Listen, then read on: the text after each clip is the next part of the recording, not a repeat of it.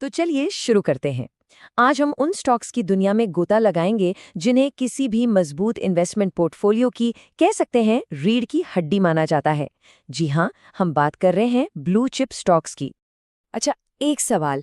Stock market और poker के खेल में क्या कॉमन हो सकता है? सुनने में थोड़ा अजीब लगता है ना?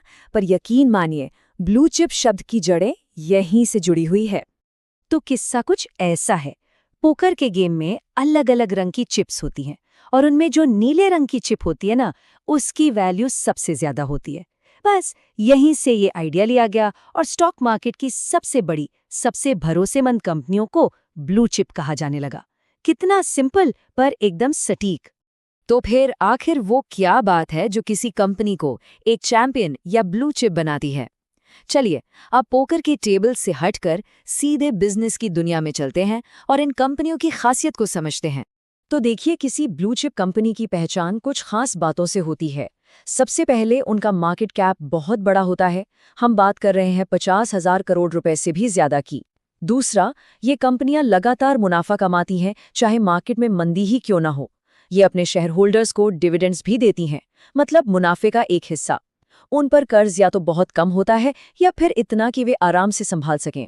और हाँ, अपने सेक्टर में ये या तो नंबर 1 होती हैं या नंबर 2, मतलब ये अपने खेल के बादशाह होते हैं। अगर हम भारत की बात करें तो ऐसे कई नाम हैं जिन्हें हम सब अच्छी तरह जानते हैं, जैसे आईटी में टीसीएस, इन्फोसिस, बैंकिंग सेक्टर में HDFC bank, ICICI, SBI, FMCG में हिंदुस्तान यूनिलीवर, आईटीसी और एनर्जी में रिलायंस इंडस्ट्रीज। ये वो नाम है जिन पर लोगों का भरोसा है।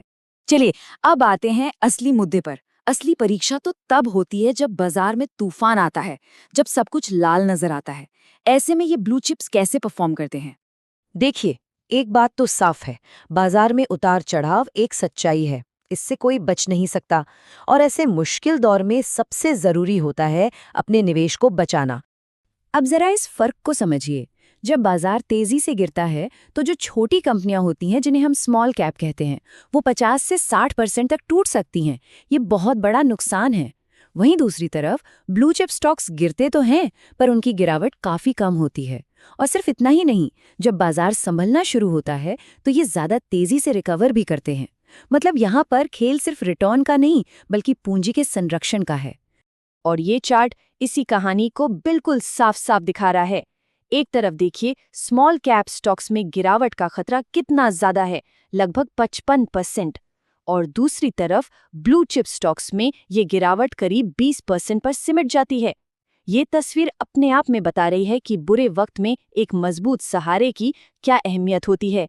लेकिन जैसा कि कहते हैं, हर चीज की एक कीमत होती है। ब्लू चिप्स की ये जो सेफ्टी है, ये जो मजबूती है, इसके लिए भी कुछ समझौते करने पड़ते हैं। चलिए, अब कहानी के दूसरे पहलू को भी देखते हैं। तो इनकी सीमाएं क्या हैं? पहली बात, इनकी ग्रोथ धीमी होती है। मतलब इनसे छोटी कंपनियों की तरह 100-200% वाले जादुई रिटर्न्स की उम्मीद रखना सही नहीं है। दूसरा, क्वालिटी की कीमत होती है, इसलिए इनके शेयर अक्सर महंगे मिलते हैं। और आखिर में, अगर पूरी इकोनॉमी में ही सुस्ती आ जाए तो ये भी उससे अछूते नहीं रह सकते हैं। तो ये भी मार्केट का ही हिस्सा। तो अब सवाल ये उठता है कि ये ब्लू चिप स्टॉक्स आखिर है किसके लिए? क्या ये हर तरह के इन्वेस्टर के लिए सही है? देखा जाए तो ब्लू चिप्स उन नए इन्वेस्टर्स के लिए एक बेहतरीन शुरुआत है जो अपनी मेहनत की कमाई को सुरक्षित रखना चाहते हैं।